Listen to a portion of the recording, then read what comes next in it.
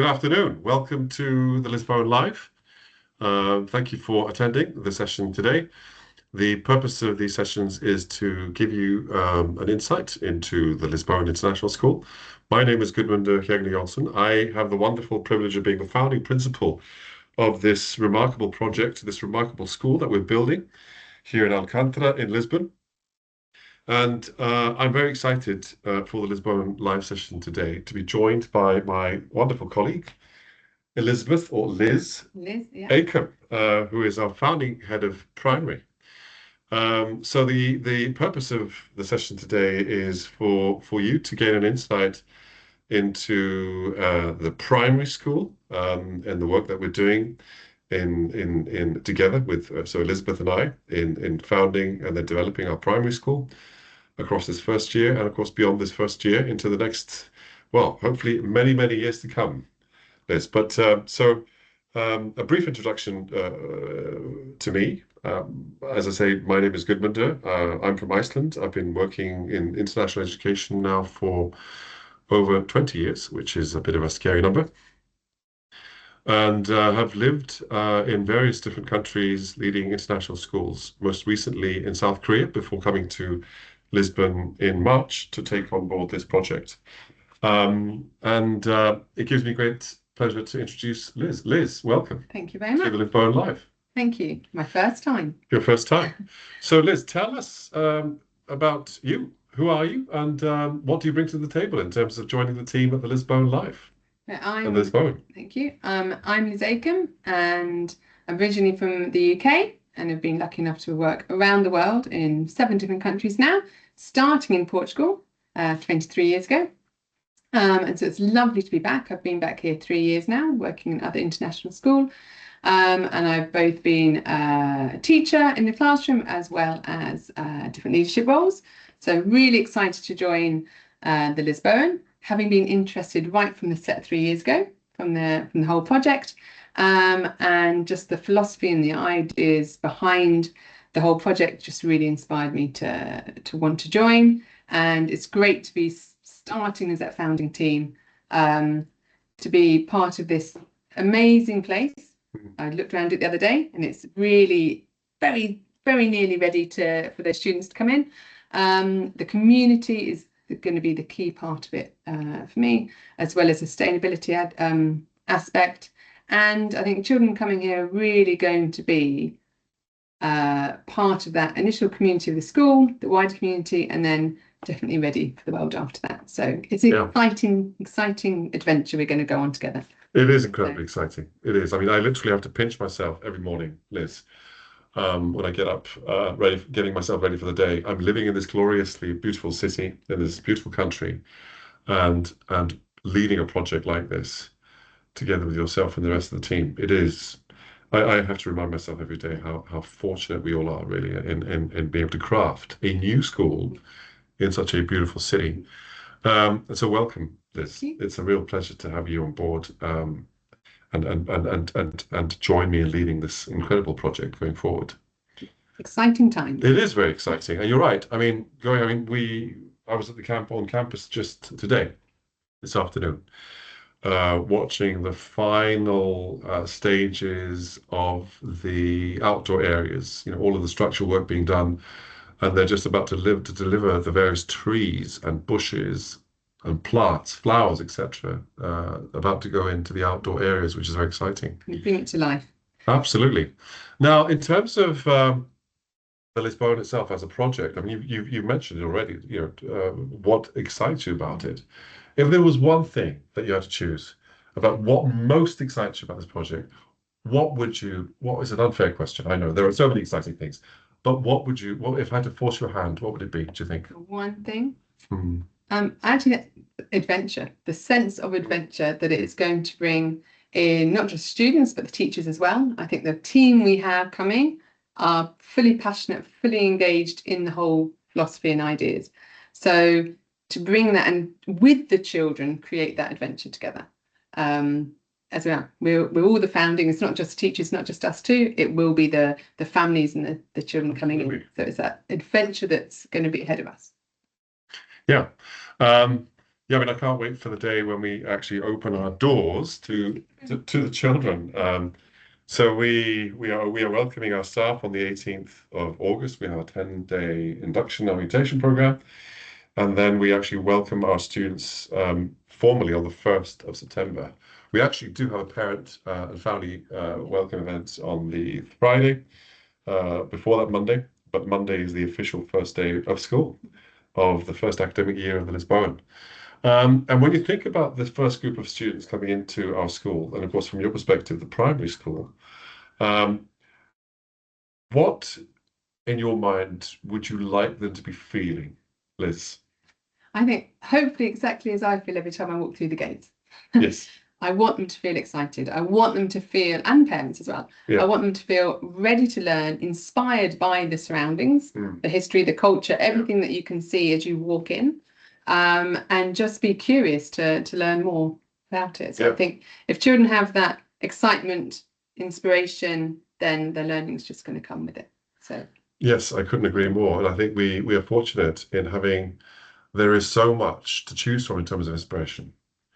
Walking around the school buildings, for example, just being inspired by the various different locations, whether it be outside, looking at these beautiful buildings, or inside the buildings throughout these various, the beautiful light that we have.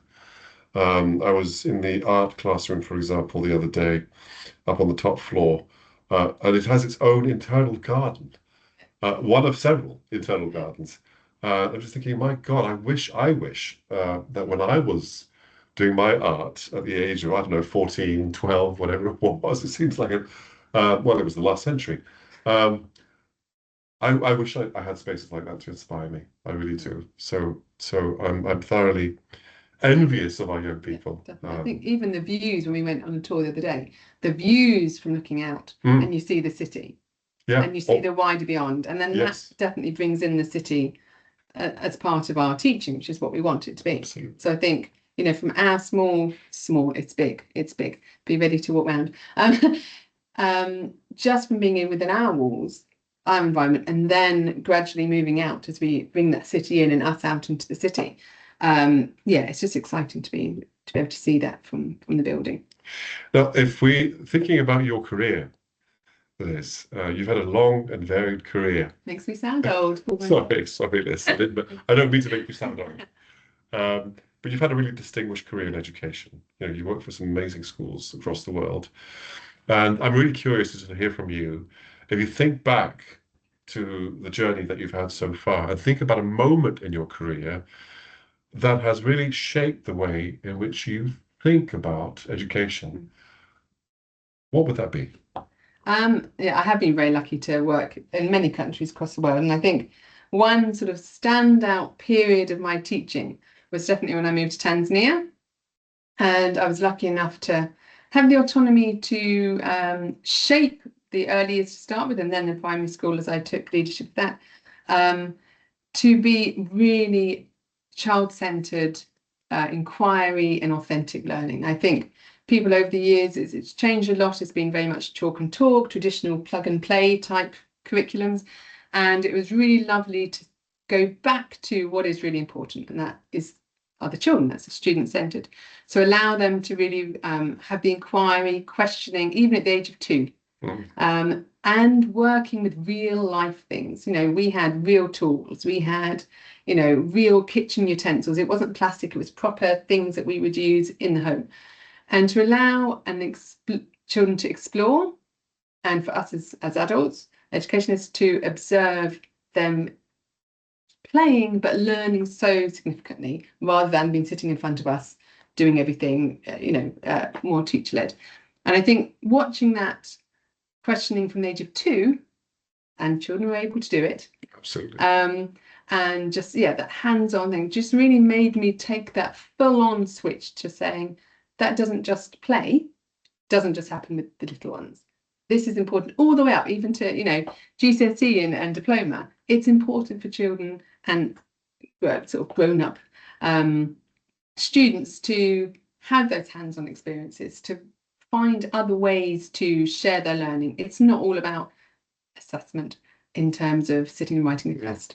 So I think that really those 3, 4 years in Tanzania, having that chance to shape it and get everyone in the primary involved. It wasn't just the little 2 to 5 year olds, and showing what children really can do and the different ways they can learn that has shaped the rest of my teaching from then on. Beautiful. So Beautiful. Yeah, but I couldn't. It's wonderful to hear you talk about this.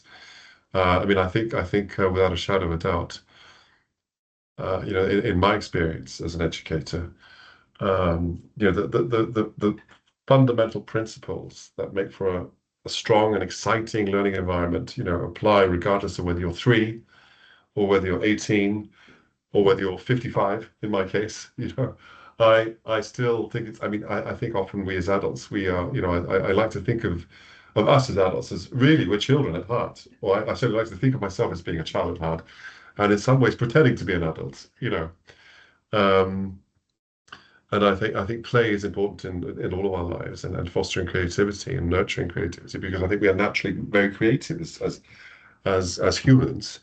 And we certainly are that as children. And I think, unfortunately, as adults, we sort of lose that. And in some ways, also in schools, having worked in a number of schools, seeing the creativity almost being sort of seeping out of the system as they get older, yeah, which I think is an absolute tragedy. yeah.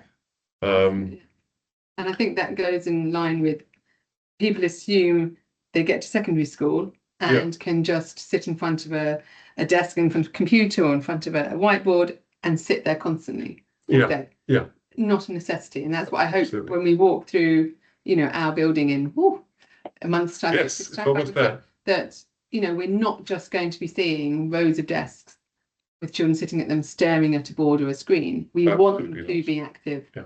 and really hands-on with their learning. And as we know over the years, that's how children learn. So Yeah, well, I think really that leads me into my sort of the next question I had for you. Um, in terms of thinking about the primary school, obviously at the Lisboan, and the environment that we're wanting to create, I think it'd be useful for our audience to hear from you, Liz, your thoughts about that environment, what that looks like, and what you think how young children learn best, and what that environment looks like for them. I think, definitely sort of some of that's been answered before, but I Yes. think putting it into the context of the Lisbon, brought around there the other day, Hmm. and even from the very sort of the early years, the foundation stages, the classrooms are so big and spacious. Hmm. And it's not just, we don't want it to be within those 4 walls of their classroom. They have the lovely outdoor area, which will Yeah, we've got two outdoor gardens just for the early years. which is perfect. There'll be the normal play equipment, but also we want messy play. We want the children Yes. to be playing with water and sand and so on, and exploring. I think exploring their surroundings. But also we have lots of space internally as well, sort of breakout spaces where you can just imagine the different chances we'll have and opportunities for the children to learn different things, utilising different resources, etc. The library at the minute is beautiful. It's literally central in a corridor. So we want that to be a hub of learning. We want that to be a place where children can constantly go, finding books, finding discussions, questioning, finding answers, research. So yes, as much as people think learning is just within one classroom, within the 4 walls, we really want to make it bigger. And then as part of our sort of city as a classroom, once the children are used to our internal school, we want to go outside and also bring that in. And as I said before, children don't just learn by sitting with paper and pencil. So we want to give them those opportunities where they can explore so much more. And I think with the small classes we're going to have, which is a great start, building that community, getting the older children involved with the younger children will be great. Buddy systems always work well. And, igniting the enjoyment with the older children of teaching younger ones, but also a lot of our elements of respect and things like that will work really well with everybody joining in as our one school community. Yeah. Wonderful. Now, three, in terms of our identity as a school, schools will often call this encapsulate this through their mission statements, their vision statements, their values. And of course, we're no different, but fundamentally, it's what the difference lies in how we define our identity. three core pillars of our identity. We call them the BOA principles, or this is an acronym. In Portuguese, of course, BOA means good. I think it's such a beautiful way to encapsulate our principles. And these are three principles that we feel sit at the heart of an exciting and enduring, impactful education. And so the BOA standing for belong, own, and act. And so I'm really curious to hear from you, Liz, about in terms of the BOA, the principles, um, what that might mean in practice for the children in our primary school. I think right from the beginning, sort of in the infancy of when we collaborate as teachers, so we'll get together in those induction weeks that you discussed, and really look at each theme. In the primary school, we work by themes, a topic, you might say, and we're looking at how do we authentically put emphasis on those belonging, owning, and acting. So that's already going to be part of our thought process as teachers. The next stage is to really get the children to understand to them what those three words mean. Belonging might be a very different idea to one person as it is to the other. So part of our PSHE and our assemblies will be about those words in an age-appropriate fashion. You know, as a 3-year-old, 4-year-old, and 5-year-old, belonging as part of your family, belonging as part of your class, etc. And it just their understanding of those words that are key to our teaching philosophy will be unravelled and unpacked.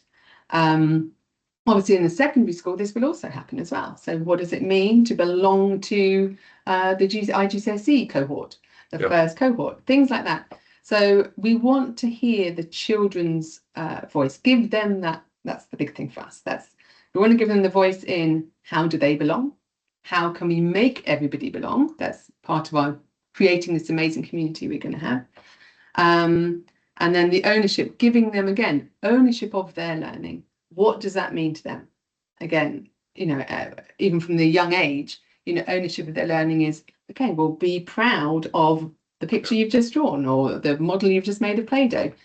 Giving them the opportunity to share and own their work. And again, that will change as we get older.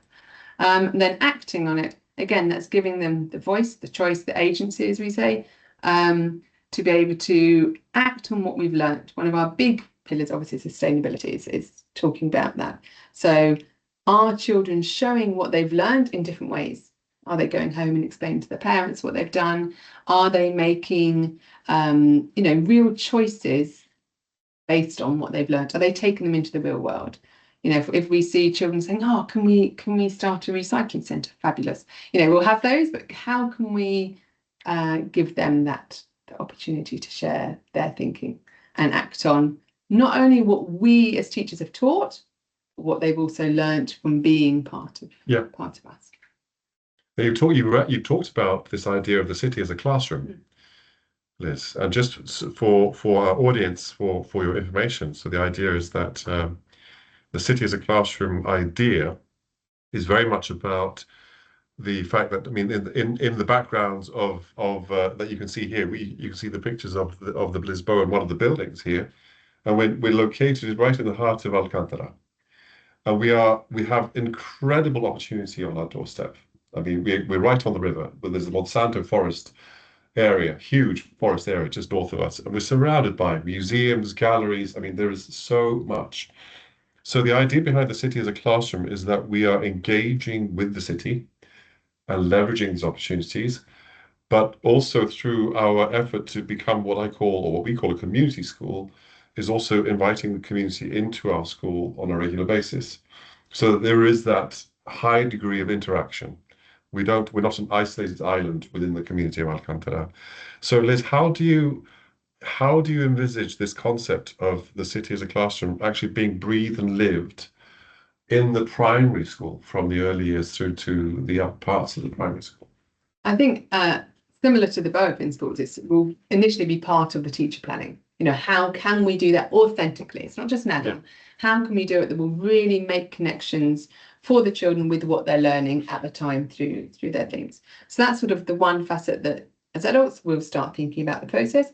Obviously, we want the children's input as well. To what do they know already? Where is there somewhere they can go? And I think, obviously, to begin with, it's their local environment. We need them to get used to the school. It's okay, parents. We're not going to be taking them out on the first day, wandering streets. Not at all. We are going to be getting them used to our environment, talking about what they know outside of the environment, and then looking at the amazing art, culture, sporting things that are going on around here, language opportunities outside of the classroom. And through obviously rigorous risk assessments and health and safety and so on and so forth, we will then be branching out, taking them on walking tours around. The older ones might be going to the museums and the galleries. Say we might go and do a survey down by the river, boats and so on. And again, the key thing is to make it authentic with their learning, to make it that they really are making connections with our local community. It's also through experiences and so on. We'll be going to use different sports facilities, the Economia, which will be amazing, climbing all down at Escala, and also then getting people to come in. This is where parents will be a great resource for us. Having people come in to share their knowledge, their ideas, whether they work in a certain part of our community or the wider city community, to come in and join our class community and our primary community. To enhance all of this is to enhance the student learning and the child's learning and the child's knowledge. So I think there's many ways through physical walking and physical field trips, as people would know them, as well as inviting those people in. Yeah, I mean that's one of the things I really look forward to in terms of obviously I've started to get to know, people within our community, the families that have, enrolled through conversations with them, the staff that we've recruited, um, and of course to a certain degree getting to know the children. Probably of those three groups of people, and arguably the most important group are the children. And actually, we've had very limited opportunity to actually get to know them. And of course, and so for me, that's one of the things I'm really most excited about is actually getting to know all of our community and forging those relationships. And as you're saying, Liz, getting to also understand what they can provide to the school in creating learning opportunities for the children. I think schools often can be quite poor in leveraging the incredible wealth that is there in terms of the knowledge that the staff have, the experience that the staff have, the parents themselves, etc. And of course, the children as well, in terms of they will have lots of experiences, depends on where they're coming from, of course, of Lisbon and have various really creative ideas about what we can do. So their voice is going to be really important in how we develop our learning experience for them within the school. Now, if you're thinking about, I mean, it's been clear as well in talking to prospective families who come either on tours or come to some of our presentations that people are obviously they're wanting to make sure that they're making the right decision for their children, and it's a huge decision, isn't it? Yeah. Choosing a school for your child that's the right fit for you, for them, for your family, etc. If there was somebody, if you can imagine somebody sitting on the fence and they're in the process of making that decision for joining a school. And of course, for our school, we haven't yet opened. Um, what would you say to them to encourage them in terms of advising them in their decision making, and also particularly in relation to the Lisboan?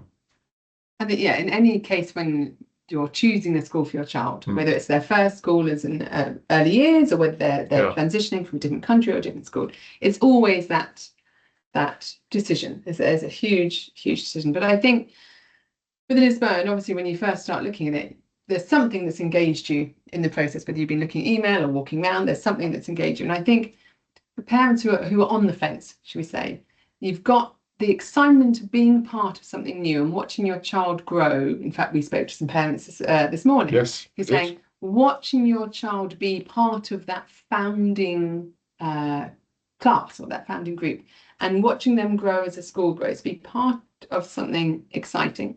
I think also there is that nervousness. So I think it's also you have to have that trust that, make that leap of faith and have that trust in the fact we've got very experienced and enthusiastic, passionate educationists, teachers, who all share that same passion. You know, we all got behind it and applied to the Lisboan because we shared those same ideas. So we've got this great team who are extremely passionate. They want to deliver this great curriculum with your children at the centre of it. And, you know, as you walk in, you know, we want you to be as excited as we are. We want you to realise this is going to be a safe, secure, happy place for your children and a stimulating place where they're going to come home and want to tell you all about what they've done in the day. And the biggest thing, if you walk in as a parent and you want to stay because it looks so exciting, that we'll know that we've, you know, that's going to be the right fit for you. If you're excited by it, your children will be excited by it too. Yeah, thank you. Thank you so much. Now, a final question from me to you, Liz. So we've been at the Lisboan for a whole year together. Yeah. So fast forward to July of next year, Yeah. right? And we look back across the year. How would you like to remember our first year together at the Lisboan, Liz? Oh, it's a difficult one. There will be challenges. There will be. It's going to be a roller coaster, and I think as all new things as well as ones have been going for a long time, of course. Yeah. But I really want to look back at it, and you know, if you play a sort of a cinema reel, I'd love to see happy, laughing children, teachers, and parents. To me, if you will know if there's been success, not by numbers and sort of, you know, grade and that sort of thing, but in there being that buzz, from the children when you walk through the classrooms corridors. I do not want a silent school. I don't believe we're going to have one with children in it, but I want there to be that always that feel that something exciting is happening somewhere. I want there to be that feel where teachers are happy. You know, it might have been a tough year because it's going to be a roller coaster, but I want them to come away thinking we really made a difference. And again, with parents, I want them to be telling us, great, okay, there were maybe these glitches in the road, but at the end of the year, I'm really pleased with how my child has progressed. I'm really pleased with how, you know, the teachers have supported my child. And if we get that happiness and engagement from all those three parts of our community, we know that we've had a good year. And so hopefully we're not sitting in this office where we are now. We'll be sitting in the school. Yes, in July, that's right. And be saying, well, actually, yeah, clap on the back to everybody. Yes. The students, the parents, and the teachers involved, saying, yes, we created a place and an environment, an amazing school community that really does have that sense of joy and learning, and still has that wonder and curiosity going on. Yeah, I think we'll in a year's time. Yeah, we'll go back. Liz, we'll go back and watch this. We'll go back and watch this Lisboan live. Yeah. See if we can tick it off. Absolutely, and I'm confident that we will absolutely be very proud of the things that we've achieved together. Come July of next year, with our team and with our community. And you're right. So we are currently sitting here in our Regus offices, literally about 100 yards from the school campus itself. And a very important milestone is coming up. So next week, we actually make the move into our school buildings, which I cannot wait for. Very exciting. That's going to be very exciting. We have had our first resource order arrive. And we are expecting the majority of our resources. So in terms of when I say resources, I mean things like desks, chairs, playground equipment, books for the library, etc., etc. It's a very long list, and things to arrive at the beginning of August so that we can get things ready for our children arriving on the 1st of September. So Liz, thank you so much for the conversation today. Thank you. It's always a pleasure to talk with you about our school, our beautiful school. So we have our wonderful colleague, John Searles, in the background, who has been responsible for setting up all of this call. And so thank you, John. And John has also been, if you have, I don't think I mentioned it at the beginning of our meeting, apologies. If you have any questions, you can pop them into the chat. So if you haven't already, you can pop any questions that you have into the chat. And John will collate them and send them through. We have some questions that parents were able to ask. And so we have one we have parents who have children who don't speak, they're not extremely comfortable with English, so they just had a few questions of what level of English is required for comfortable participation, and just kind of similar questions that maybe surround that kind of hesitation with comfort in English that you guys could address. Yeah, so this is really very much about, having conversations with the individual families that are expressing interest in joining Lisboan, and obviously the children themselves, and gauging their levels of English. And it very much does depend on which level or phase of school they're seeking to join. So, for example, if you seem to come in and right at the beginning, the most early stages of our school in the early years, we are not. There isn't an English language requirement, if you like, in terms of the level of English you can express yourself within.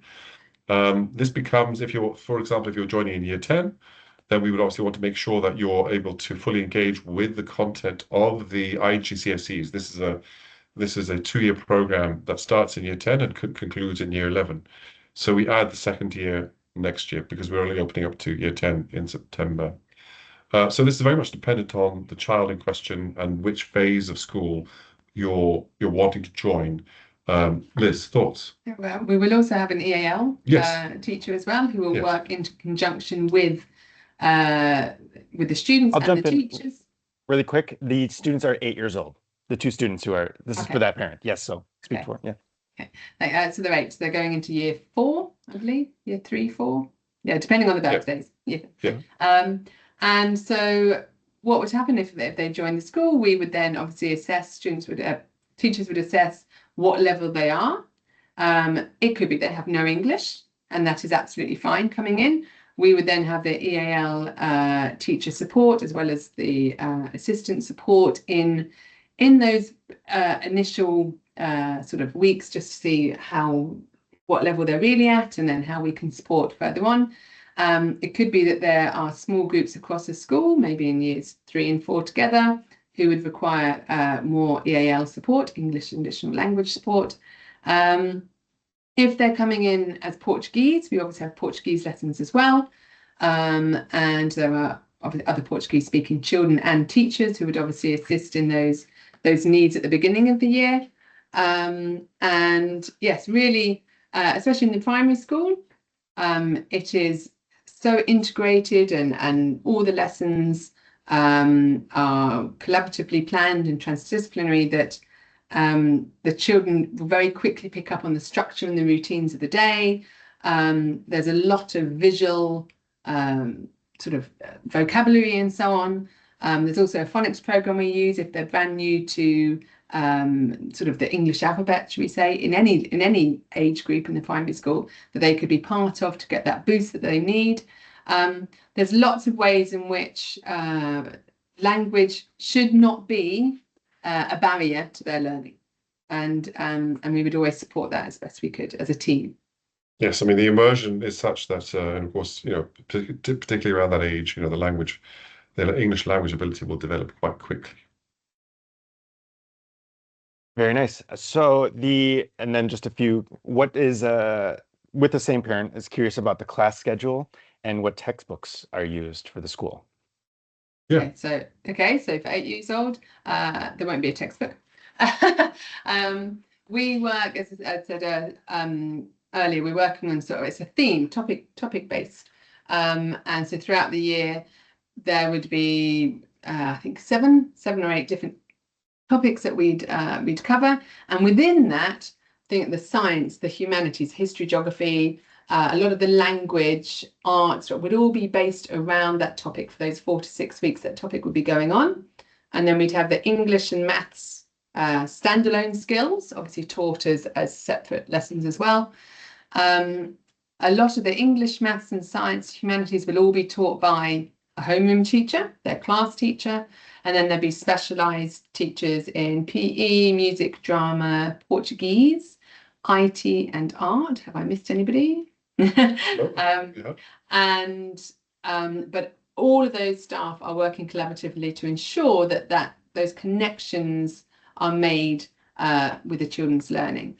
So they'll be in the classroom, I'd say, 4 out of 6 periods a day, roughly, and 2 would be specialists, obviously changes throughout the week.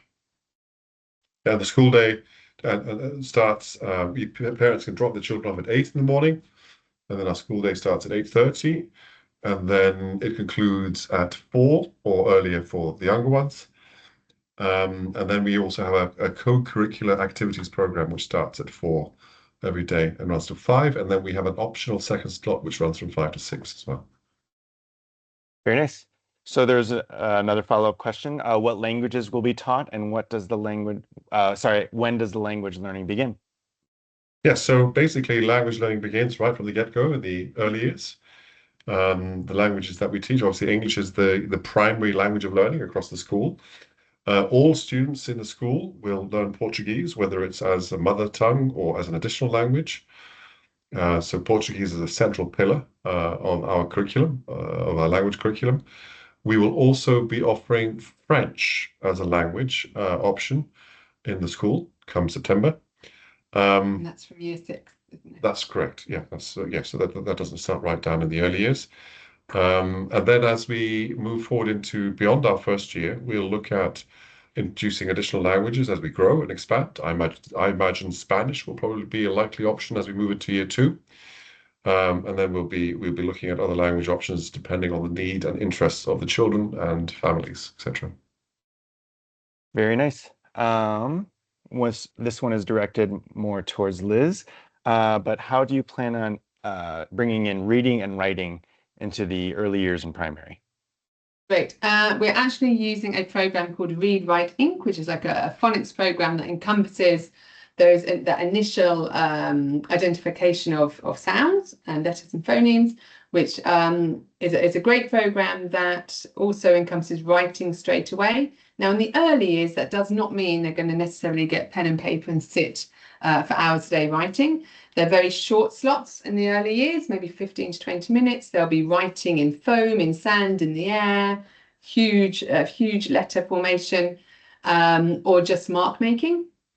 And that phonics program is from early years, year 1 and year 2. And they are daily sessions. Between now and October, September and October, they'll be as a whole class. And then we will see whether there are some children who could move groups and so on. So it's very flexible, and we'll go with the children at what level they're at. There is not a certain expectation that everyone that leaves early years for FS2 is going to be writing essays, not at all. It's very much working with the children at their level to get them prepared for primary and following on. If there are children who are new to English or struggle maybe with the alphabet, with sounds and phonics, then that program will go continue through years 3 and 4 if necessary. Reading and writing, reading itself is ingrained in everything from the beginning from early years. There will always be a lot of vocabulary around. Reading time is one of my favorites. If it was up to me, I'd go into every class and do reading time every day, which I might have to put into schedules. Reading is integral to the beginning, from the beginning. From either FS2 or year 1 at least, I'll be doing a guided reading program, and we'll be, again, at the child's level, we'll be bringing back small readers to read at home from sort of the October break onwards. And then there'll be reading sessions within the class as well. And then as we get older, obviously there'll be sort of class books as they get into year 5 and 6. They'll be studying a novel or non-fiction book. And yeah, the opportunity to read will be everywhere. The library, as we said earlier, is fantastic. It's going to be an amazing resource. Again, if you can't find me anywhere else, I'll be sitting in the library somewhere. And yeah, it's going to be a huge part of our school. Yeah, we're introducing a program called the Lisboan 100 into our school from the get-go. And the idea behind the Lisboan 100 is essentially it's 100 novels or books. So the idea is that as a child coming to join the Lisboan from the early years and staying all the way to year 13, and and graduating, that you will have read all of those 100 novels, and then so they'll be in the library. And so they will be in English. These are from authors from around the world and the themes of the books very much tie in with our principles and our values. But we also have a section, a Lusophone section of 50 books from different parts of the world where Portuguese is spoken. Um, and we will have a system around the Lisbon 100 in terms of promoting, a love of books and a love of reading, allowing children to reflect upon what they've read, and also to celebrate certain milestones in their reading as well. Very nice. So another question is parent concerned about homework in the primary school. Could Liz speak to that? I could. There will be very limited homework in the primary school.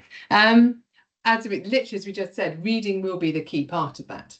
Our aim, as we've discussed before, is not to be sending homework for the sake of sending homework. You're not going to have a sheet coming out for your child to sit down. As we know, as parents ourselves, it can be very difficult to get children to sit down at the end of a long day.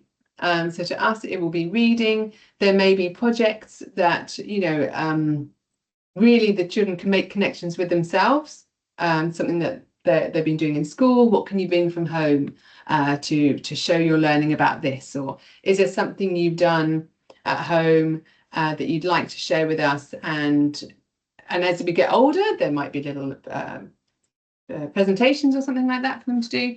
But we're definitely not going to be sending reams of papers and things like that. And whatever will be sent will be meaningful to that child and their learning journey.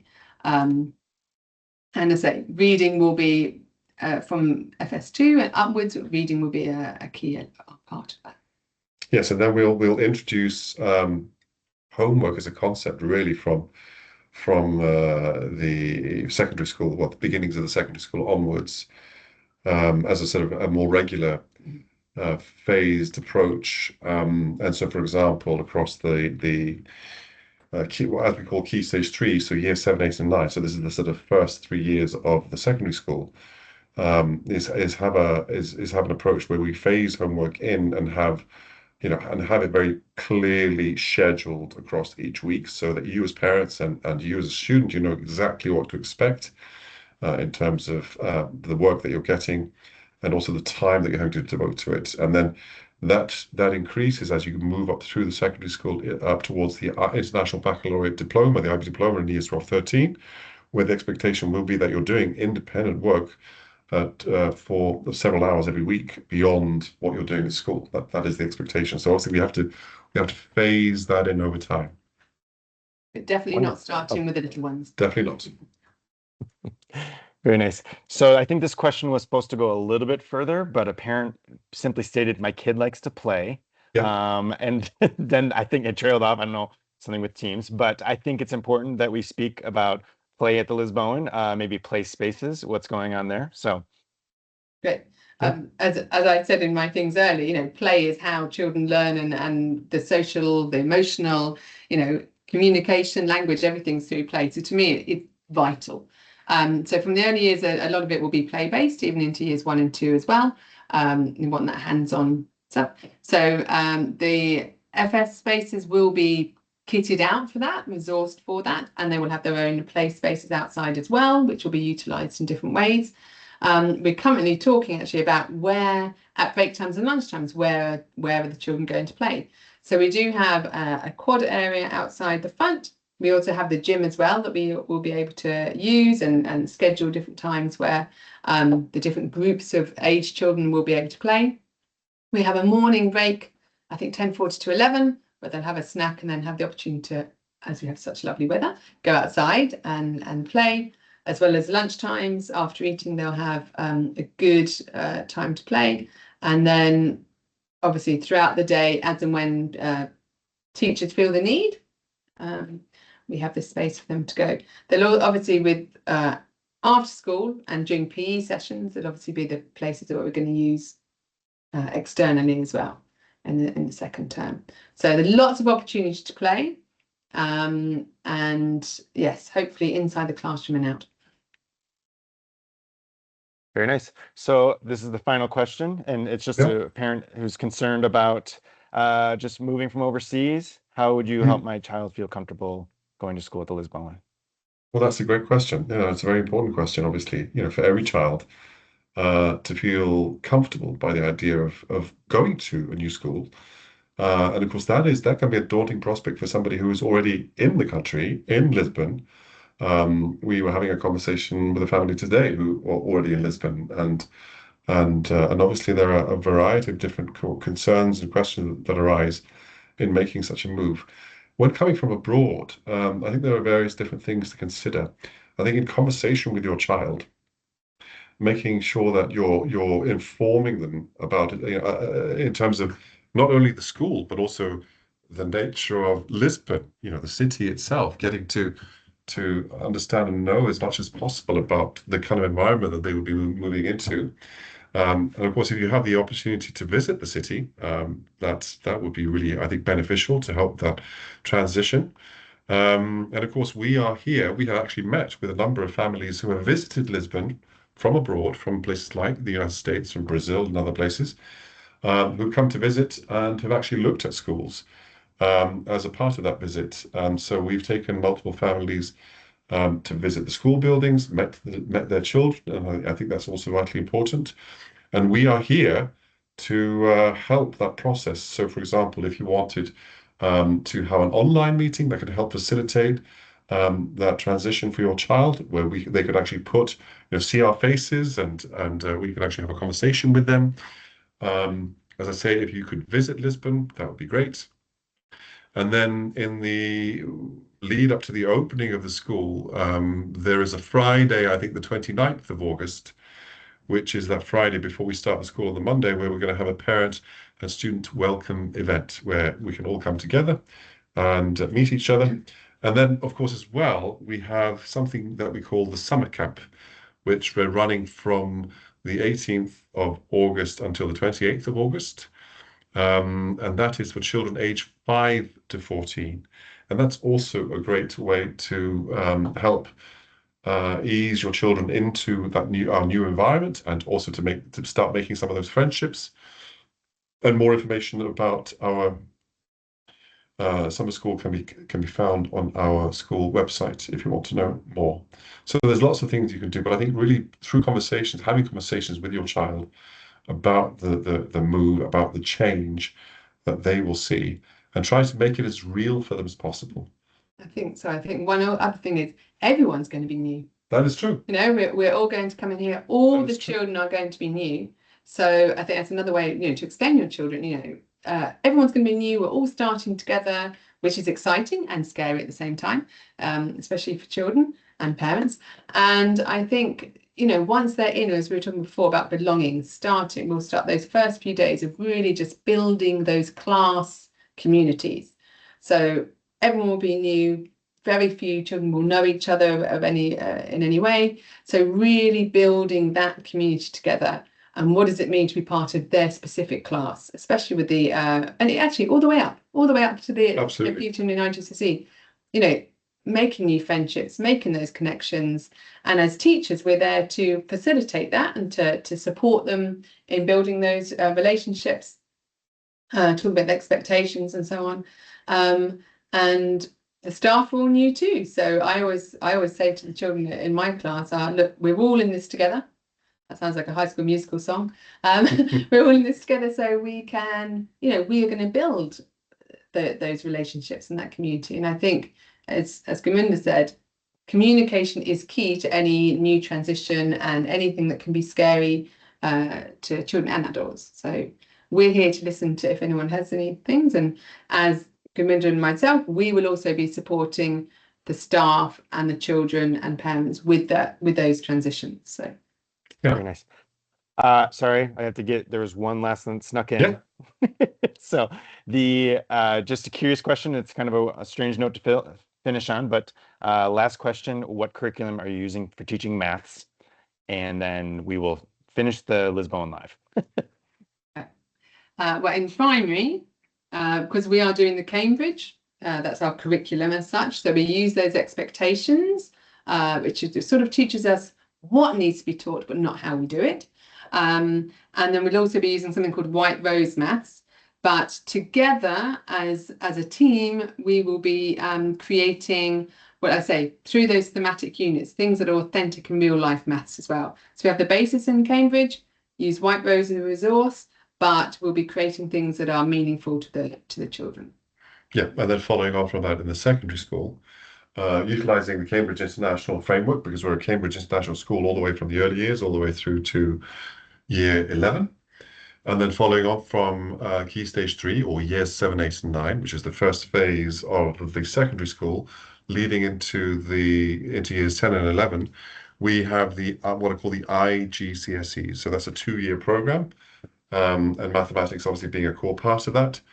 And then following on from that, so in the following year, on from this first founding year, we introduced year 11. So that's the second year of the IGCSEs. And then in 2 years' time, we introduced the International Baccalaureate Diploma. And of course, there are 3 different mathematics pathways through the International Baccalaureate Diploma that students can choose depending on their interest in mathematics and where those interests lie. Very nice. That's it. No other ones snuck in. Okay. Great. Well, Liz, thank you so much Thank you. for the conversation today. Always a pleasure. And thank you for those of you attending our Lisbon Live today. I hope you found it informative and useful. And please do get in touch with us. We are here to answer any questions that you may have. And of course, hope to welcome you to join our beautiful school, Lisbon. Thank you. Thank you.